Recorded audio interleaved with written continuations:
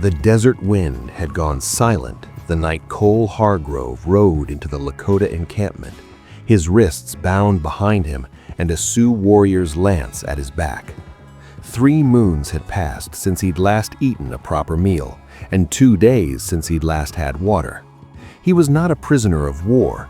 He was something rarer and more dangerous in the eyes of the tribe's elder council, a witness to a sacred ceremony he was never meant to see.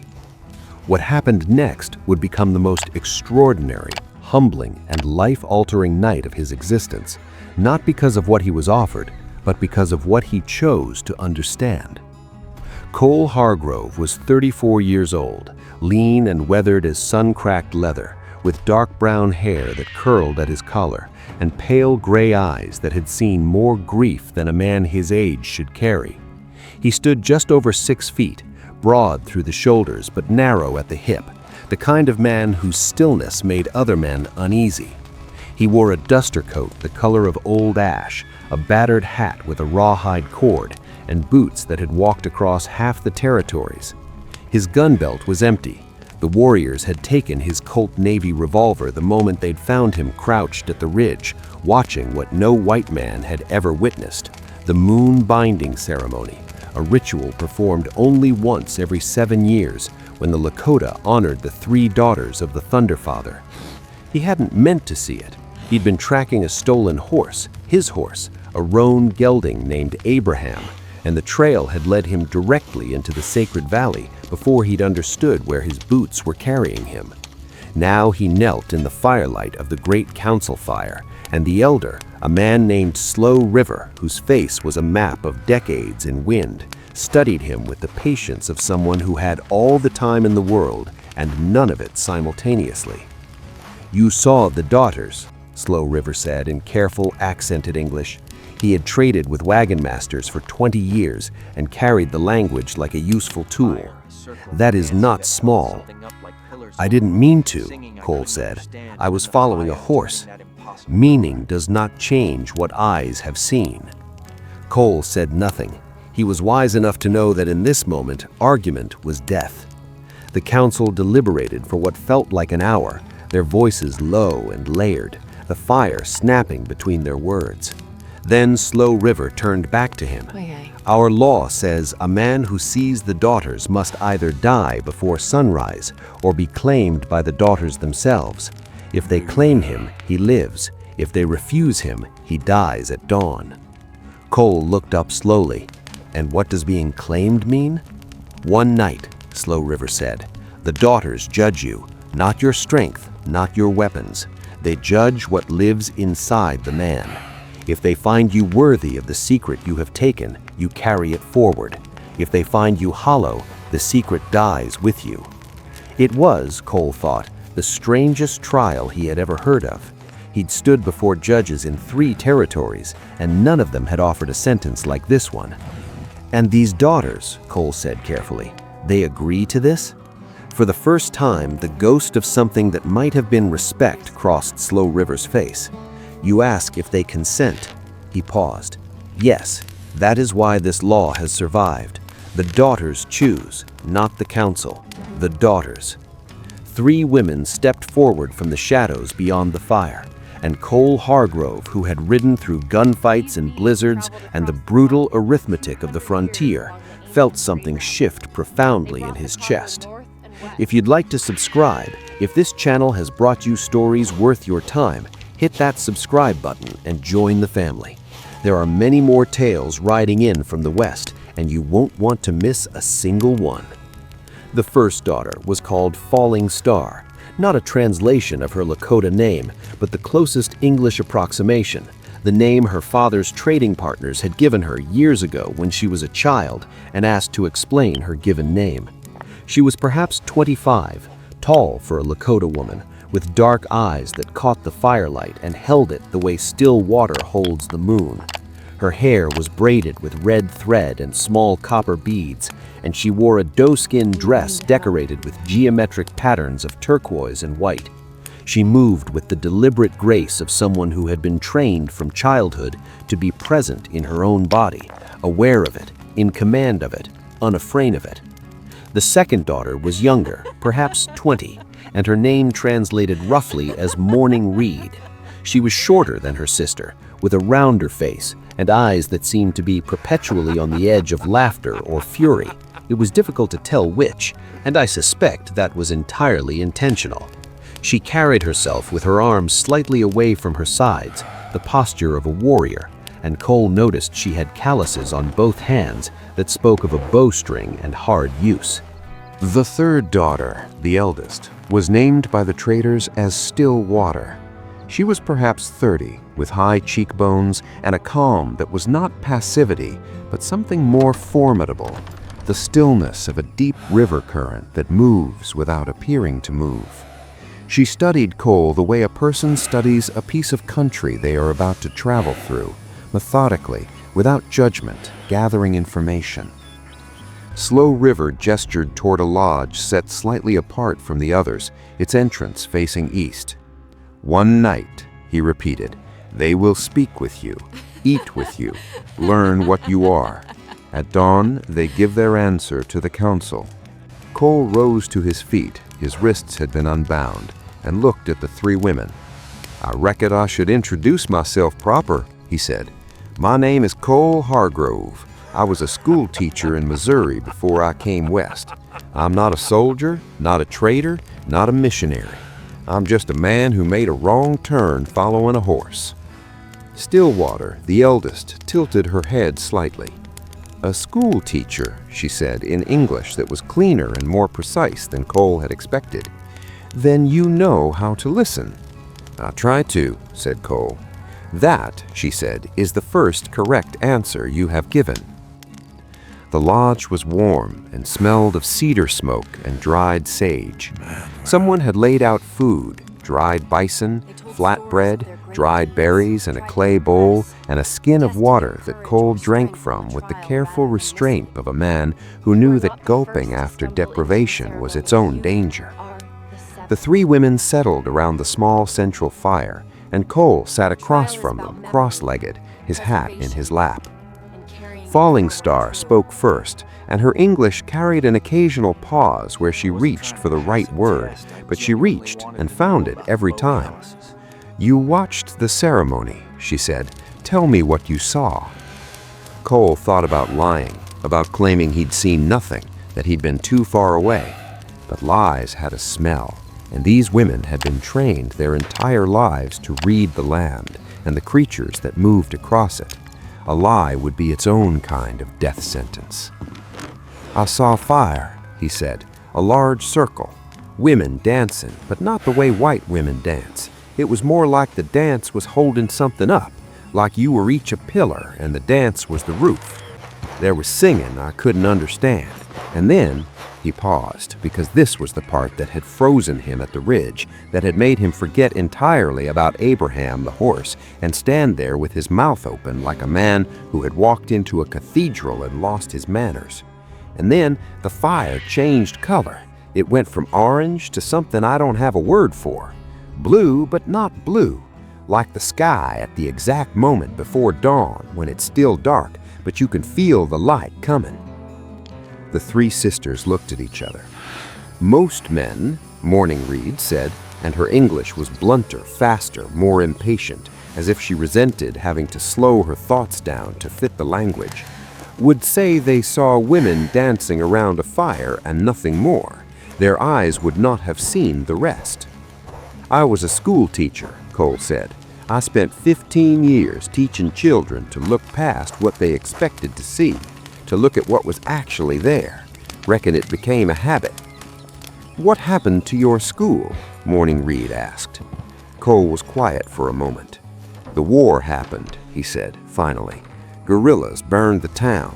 Half my students were gone within a year. Some dead, some scattered, some changed into people I didn't recognize. I couldn't stay in a place that had become a graveyard wearing a town's clothes, so I came west." "Grief," Falling Star said, not with sympathy, but with recognition, as if naming a country she had traveled through herself. "Yes, ma'am," said Cole. "Do not call me ma'am. My name is Falling Star. Use it." "Yes, Falling Star." Morning Reed leaned forward. "The horse you were following, Abraham. Why do you name a horse Abraham?" Cole blinked. "You know my horse's name?" "We have had him since yesterday," she said, and something in her eyes was definitely closer to laughter now. "He is a very calm horse for a stolen one. He seems unbothered by events. We named him before we knew his name was already Abraham. We called him the horse who thinks about things." Cole felt something loosen in his chest, a knot he'd been carrying since he'd woken up that morning face down on a desert rock with warriors standing over him. He almost smiled. "That's him," he said. "He's a philosopher. Always has been." They talked through the first hours of the night the way people talk when they are genuinely curious about each other, not performing, not positioning, not maneuvering. Stillwater asked him about Missouri, about the war, about what it was like to stand in front of children every day and try to give them something useful. He answered without embellishment, without the reflexive self-mythology that most frontiersmen applied to their own stories, like a coat of paint over rotting wood.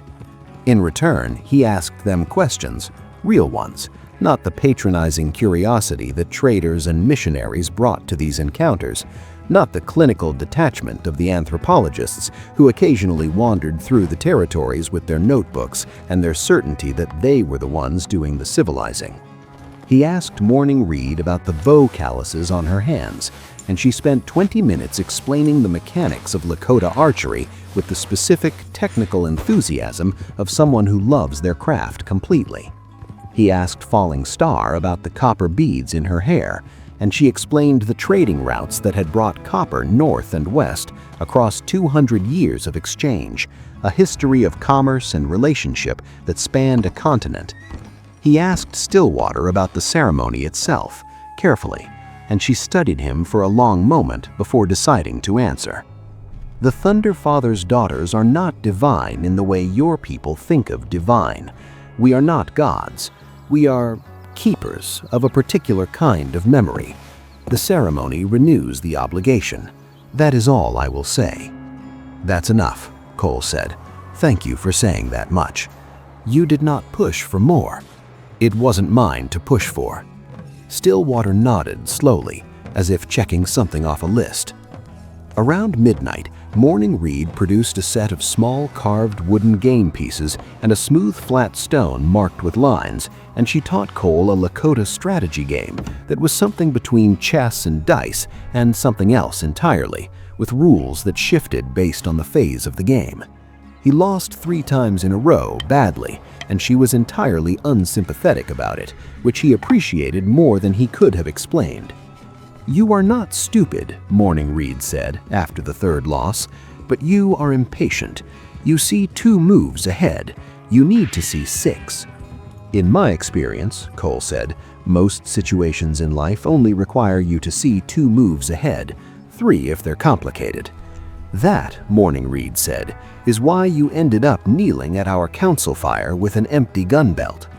Cole laughed. It surprised him. It had been a while since a laugh had come out of him that wasn't the dry, exhausted kind. This one was genuine. "That's fair," he said.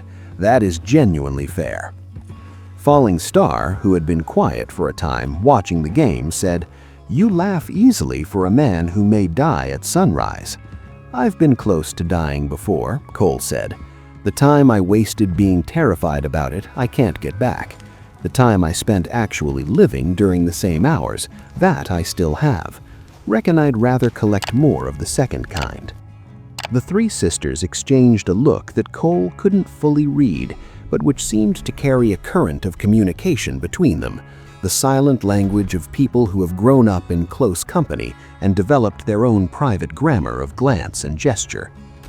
In the deep hours of the night when the fire had burned lower and the sounds of the camp outside had quieted to the occasional movement of horses and the distant bark of a dog, Stillwater told him something he had not been expecting. "You are not the first man who has stumbled into the ceremony," she said. Cole waited. "The 6 before you," she said, "failed the night." "What did they do wrong?" Cole asked. "5 of them," Stillwater said. treated this as a test of their courage or their strength. They performed. They told us stories of their great deeds. They tried to impress. She paused. One of them was afraid and spent the entire night lying as flat and still as he could, saying nothing, attempting to take up no space, become invisible. He thought that would be safer. And none of that worked? Cole said. No. What would have worked? Stillwater looked at him steadily. What you have been doing, she said, being present, listening, asking real questions and accepting real answers, not trying to be something other than what you are. Cole was quiet for a moment. I wasn't trying to pass a test, he said. I genuinely wanted to know about the bow calluses. We know, Falling Star said. That is the point. Morning Reed, who had packed away her game pieces and was now lying on her side with her head propped on one hand, watching the fire, said, "The ceremony we perform is about memory, preserving it, carrying it forward so it is not lost. The Thunder Father's daughters are chosen because we are good at paying attention, good at remembering, good at seeing what is actually there rather than what we expect to be there." She looked at Cole directly. A man who cannot do the same thing is a danger to what we carry. He might see the ceremony and carry it forward wrong. He might reduce it to something it isn't. A man who can truly see, he carries it forward true. Cole understood then what the trial actually was.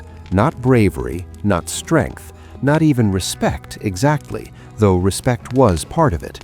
The question the daughters were asking was simpler and more profound. Can you see us? Not as exotic figures, not as symbols, not as threats or prizes or problems to be solved.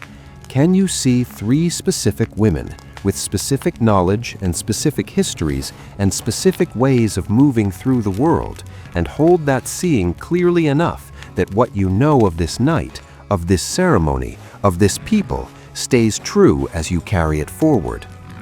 I reckon I understand, Cole said quietly.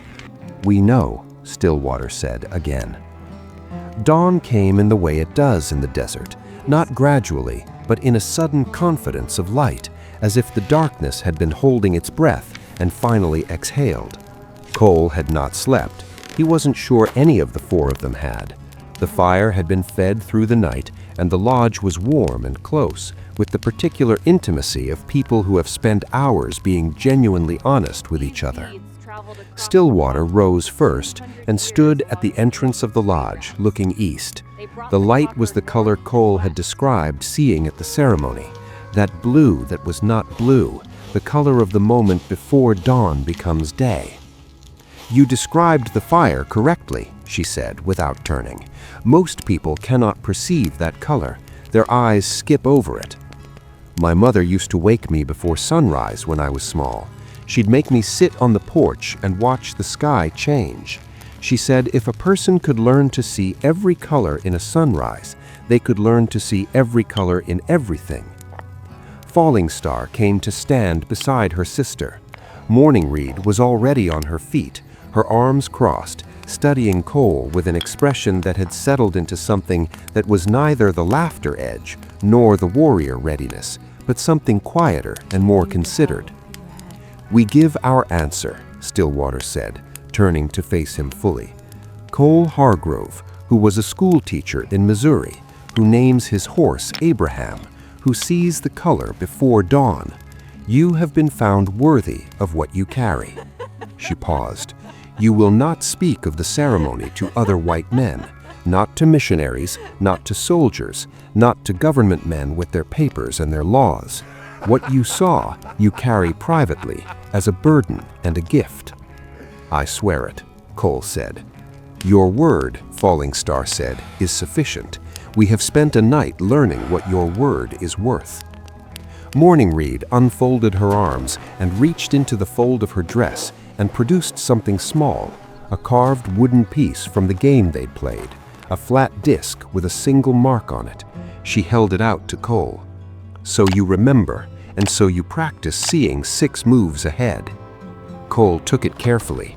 It was smooth and warm from her hand. "Thank you," Cole said.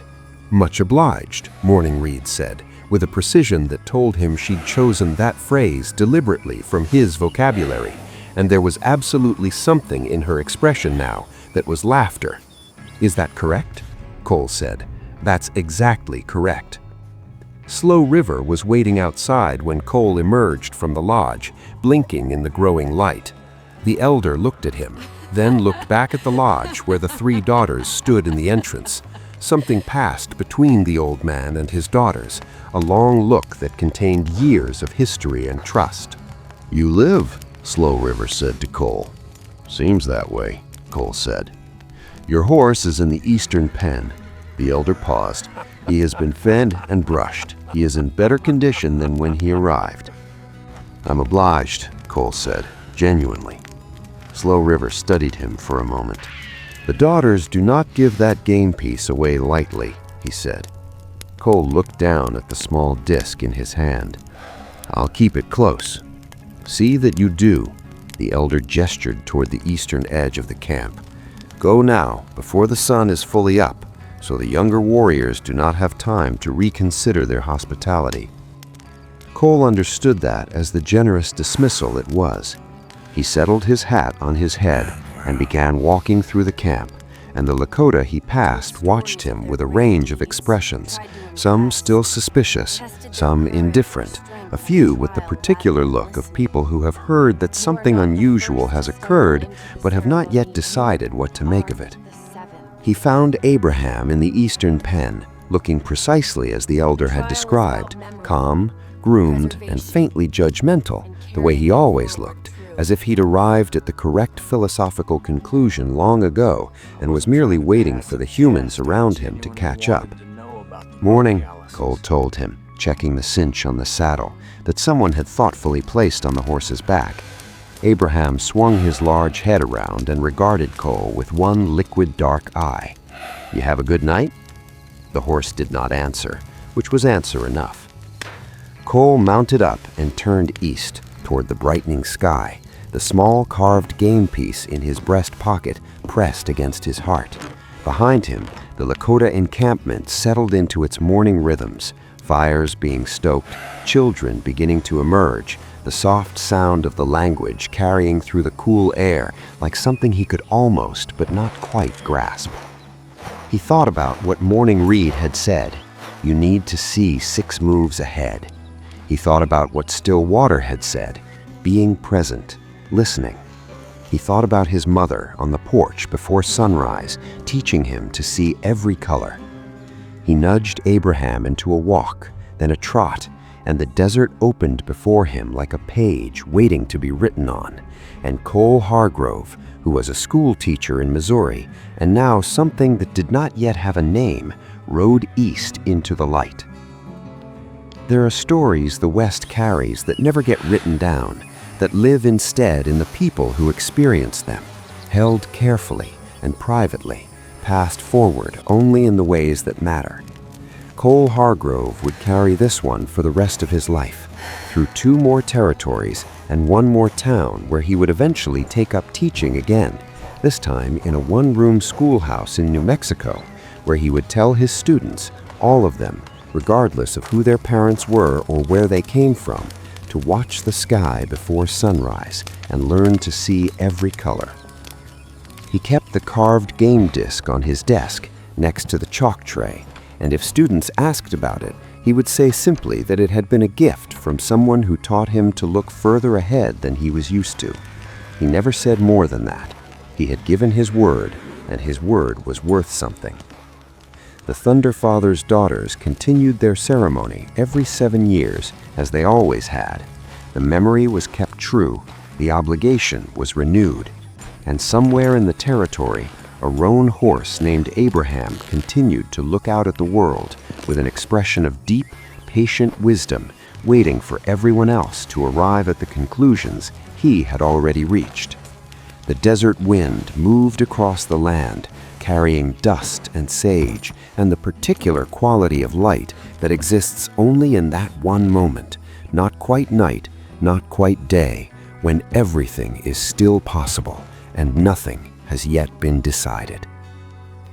Before we ride out, if these stories from the West have been riding alongside you, subscribe to the channel and come back for the next one. Many more trails to follow, many more stories waiting at the edge of the firelight. Don't miss what comes next. Cole Hargrove would live to be 71 years old, which was a remarkable age for a man who had spent significant portions of his life in proximity to danger. At his funeral in the spring of 1891, one of his former students, a young man who had grown up in that New Mexico schoolhouse and gone on to become a surveyor, found the carved game disc in the old school teacher's coat pocket. He didn't know what it was, but he kept it, recognizing, without understanding why, that it was something that should continue to be kept. That is how memory works when it works right. Not preserved in glass, not locked away, but passed from hand to hand, warm, carried close, moving forward into time. The West was full of stories like that, stories that never made it into the dime novels or the newspaper dispatches, stories that existed only in the people who had lived them and the objects that had been there and the land that had been present for all of it, patient and indifferent and enormous, holding everything in its ancient red dust.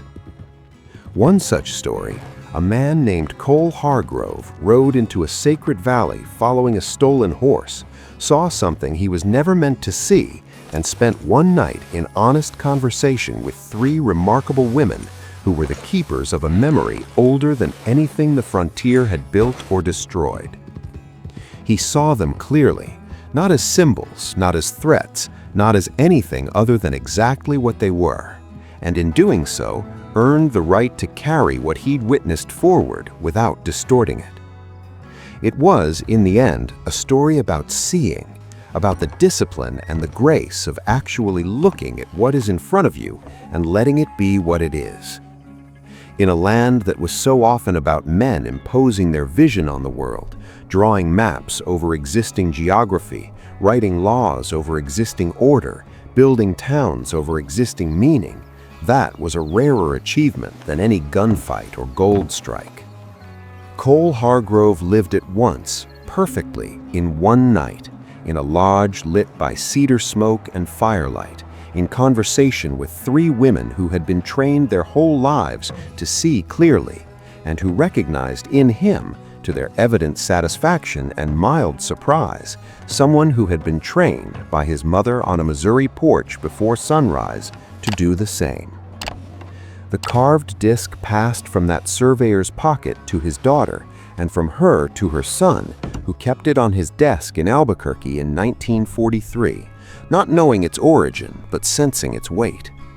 And the land continued, and the memory continued, and the thunder continued to move across the high desert with its ancient, indifferent majesty, and the daughters of the Thunder Father continued their work every 7 years in the sacred valley, in the color before dawn.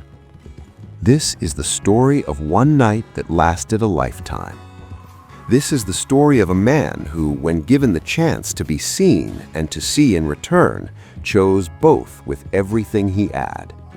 This is the story of the West that doesn't get told in the dime novels, but it happened, and now you know it.